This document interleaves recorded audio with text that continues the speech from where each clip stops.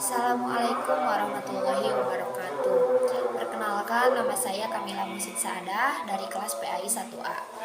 Nah, di sini saya akan menjelaskan materi tentang prinsip-prinsip dasar pendidikan Islam, yang mana semua pendidikan itu harus memiliki prinsip-prinsip pendidikan agar pembelajaran terjadi secara efektif dan memiliki tujuan masing-masing. Nah, di sini saya akan menjelaskan tentang prinsip-prinsip dasar yang ada dalam pendidikan Islam. Tetapi sebelum itu kita harus mengetahui apa itu prinsip. Prinsip adalah suatu pernyataan ataupun kebenaran, baik itu individu ataupun umum, yang dijadikan pedoman untuk berpikir atau bertindak. Nah, jadi ketika seseorang berpikir ataupun bertindak, kemudian ia berpedoman pada pernyataan ataupun kebenaran yang ada pada dirinya.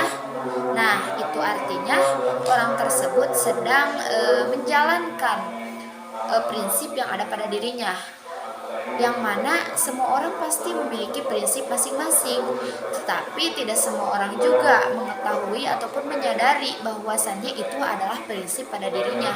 Contoh, seseorang yang memiliki prinsip tidak mudah menyerah, ataupun ada juga orang yang memiliki prinsip dalam hidupnya itu mudah menyerah. Nah, yang tidak mudah menyerah, contohnya itu seperti ketika mereka mencoba sesuatu ataupun mengalami hal baru, tetapi pada saat ia mencoba ia gagal. Nah, justru kegagalan itu ia jadikan pembelajaran, ia jadikan motivasi untuk kedepannya ia lebih giat belajar ataupun lebih berusaha untuk mendapatkan apa yang ia inginkan. Jadi ia tidak hanya stop di situ.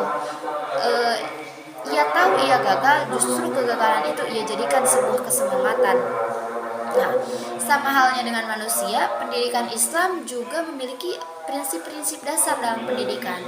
Apa itu prinsip-prinsip dasar dalam pendidikan? Nah, saya akan bahas di sini. Yang pertama, prinsip dasar dalam pendidikan itu adanya prinsip integrasi, artinya tidak ada pemisahan ilmu. Nah, jadi semua ilmu itu sama, tidak ada yang memisahkan, baik itu ilmu umum ataupun ilmu agama. Yang mungkin yang membedakannya itu adalah ilmu umum lebih mengajarkan kepada sains ataupun penalaran manusia yang dikembangkan berdasarkan hasil observasi, interview, ataupun bisa yang lainnya, ataupun penalaran logis. Sedangkan ilmu agama lebih cenderung mengajarkan kepada keagamaan, ketauhidan, ketuhanan yang dikembangkan berdasarkan Al-Quran dan hadis. Kemudian yang kedua ada prinsip persamaan, artinya semua ilmu itu sama, tidak ada yang membedakan. Kemudian yang ketiga ada prinsip keseimbangan. Nah, prinsip di mana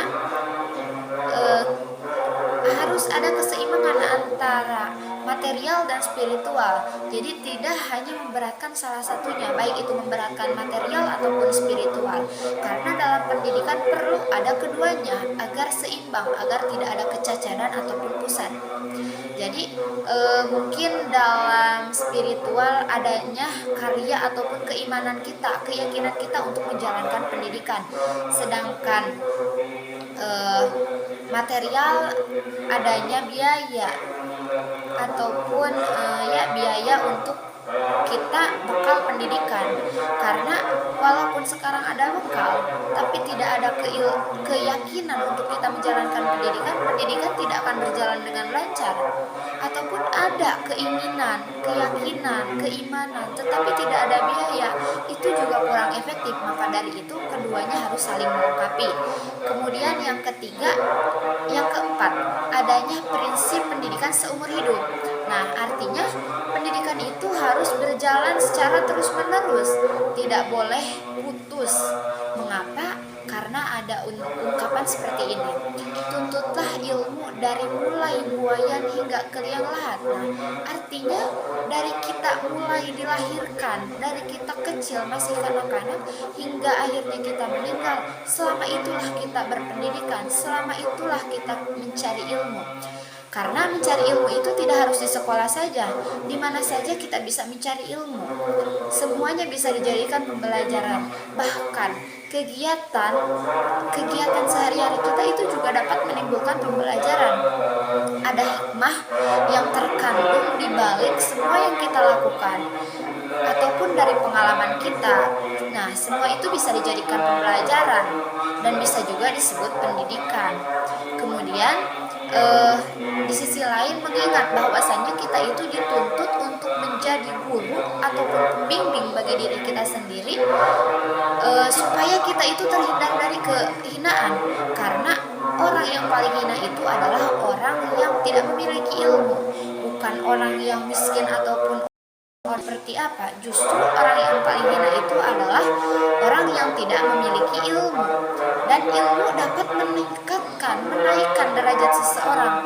Bahkan seseorang bisa mulia ataupun tinggi derajatnya itu karena apa? Karena ilmu. Kemudian yang terakhir ada prinsip keutamaan. Nah, prinsip ini merupakan inti dari segala proses pendidikan yang kita jalankan. Nah, keutamaan di sini merupakan